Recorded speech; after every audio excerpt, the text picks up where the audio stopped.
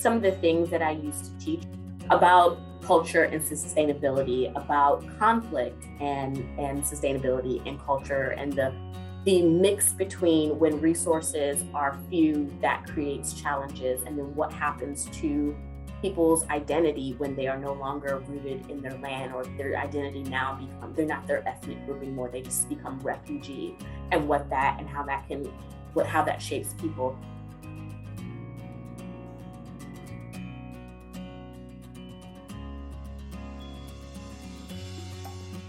Hi, I'm Claudio Silva.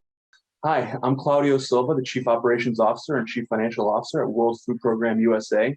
We're excited to be sharing employee spotlights to put a face on the work we do every day to feed the world's hungriest people.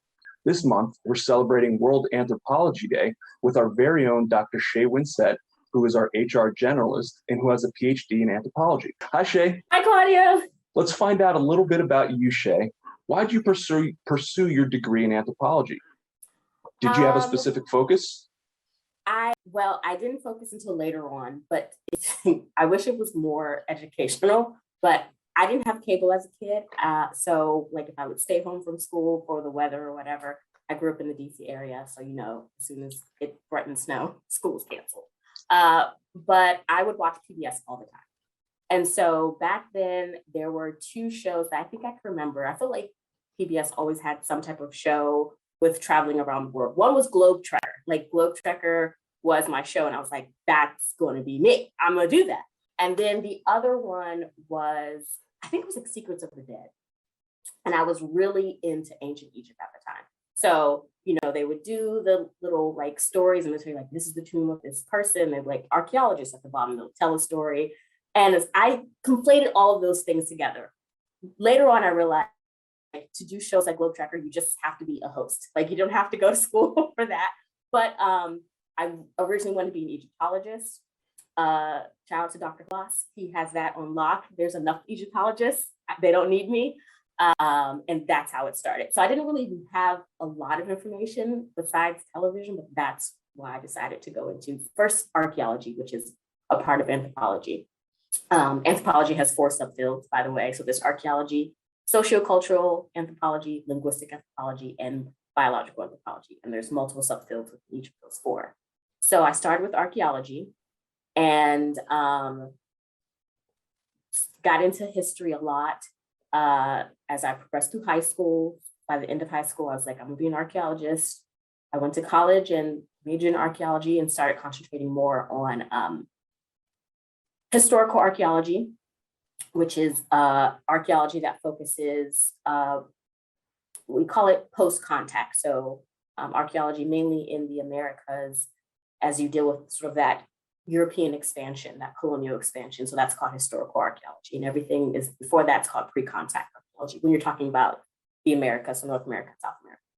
And archaeology sort of like in Rome and stuff, Mesopotamia, all that, that's considered to be classical archaeology. It's Egyptology, there's underwater archaeology. I don't do that, I don't like drowning.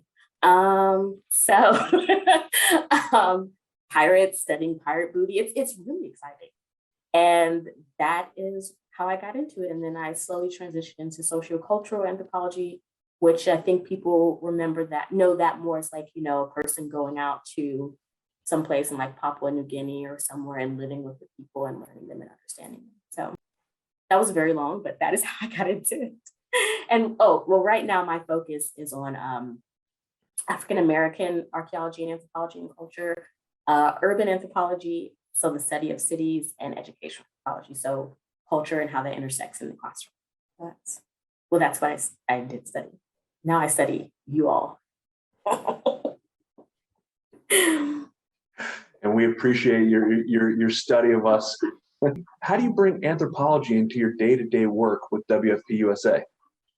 Claudio, that's a great question and will be answered with another sort of long story. So as I have said, within all of those 4 branches of anthropology, archaeology, sociocultural anthropology, linguistic anthropology, and biological anthropology, there are multiple subfields within that. So within sociocultural anthropology, there's a subfield called business anthropology. And I had always been interested in business anthropology. A lot of companies hire anthropologists for our skills, and I'll get into that in a moment. And so when I started temping here, I assumed that I was going to be temping as an administrative assistant. And then I was temping in human resources. And then as I started working in human resources more and more, I started to see a lot of overlap. And so what is that overlap there? First thing, questions. Anthropologists are really taught how to ask questions. And one of the main questions that we ask are how and why questions. What questions can be pretty general. What's everyone eating, right? Everyone's eating something. And when I used to teach, I used to say everyone has a chicken and dumpling recipe, right? Or a chicken recipe, chicken and dumpling recipe. But the question is, how do those recipes differ and why are they different? And so when you ask how they differ, then you get into, well, this one has more gravy. If you're talking about chicken and dumplings, for instance, this one has more gravy, or this one, the chicken is in the dumpling, and this one, it's just the dumpling on the side. And then you ask, why are they different? Well, then you can get into, well, these people are landlocked, and that's why their recipe is this way. Or these people are closer to the ocean, and so they incorporate more, seafood ingredients. Or these people live in a very lush area, so they have a lot of vegetables they include in their recipe. And so all of that, asking why and how, helps create an understanding of difference better than just what questions. Shea, do you see any lessons learned in anthropology being applied to the international work of WFP and the continued cultural consideration they bring to communities served? Claudio, I love this question because as I've been working here, I have had the pleasure of seeing some of the things that I used to teach when I was teaching at a local community college about culture and sustainability, about conflict and sustainability and culture, and the mix between when resources are few, that creates challenges, and then what happens to people's identity when they are no longer rooted in their land, or their identity now they're not their ethnic group anymore, they just become refugee, and how that shapes people.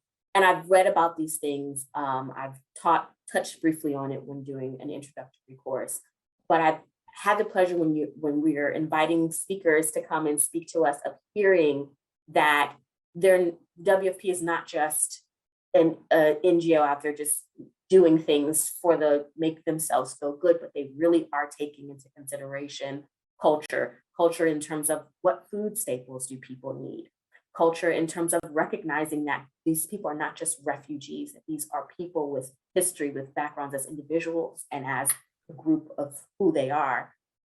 And they recognize instilling agency in helping people, in the people that they're helping, in all the countries that they're helping all these people in. And it's just been really great to see.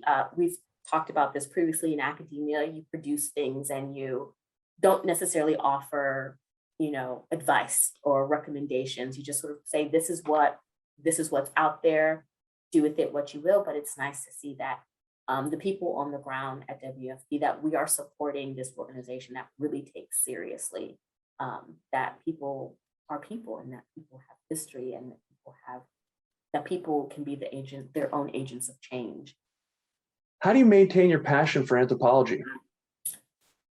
How do I maintain my passion for anthropology? Great question. I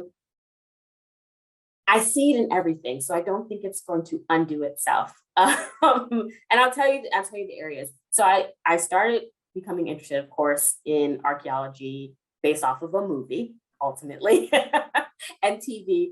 And I really think that, of course, television is not the end all be all. Things are exaggerated, but it does give you a little glimpse into like the different ways in which things work in other places. I like to watch a lot of TV that is not from America. I love Korean dramas. I love Japanese anime. And I use that as a jumping off point, Japanese sumo, as you know. And I use that as a jumping off point, though, to look further. So why I saw this thing on a TV show today, and I was like, well, why is this? Is this like really a thing, or is this just TV? And that leads to more understanding of like, okay, what's this? And it's not deep research, of course, but it's a way to sort of understand things. And I do stay up on reading. I'm a part of the the American Anthropological Association, the AAAs, and I'm a part of listservs. So I get, I don't get any questions, but people are constantly communicating in those. I like to study race as well, so I buy all the latest books. I open them, maybe not, but they're there for me to peruse when I get the opportunity. And I actually love TikTok. And people don't know another subfield in social cultural anthropology is digital anthropology. It's on the come up because a lot of our sociality is taking place online. And especially if the metaverse really takes off, we're going to have a whole new definition of everything, of what identity is and what culture is, as people start to make new cultures and new ways of being human online. And so I love looking at where that's going and seeing what nuggets. And this is all, just on my free time, but, I have thoughts and I think these thoughts. I should get a blog. And that's it. I love it. I love it, Shea. And that's something that we talk about often on our team is following your curiosity. And when you see something on TV that sparks that curiosity and digging into it a little bit and learning, I love that lifelong learning aspect. I haven't had the opportunity to have questions asked of me. This was super fun. Thank you for the conversation, Shea. I learned something new. I really appreciate it. Yes, thank you. And happy World Anthropology Day, everyone.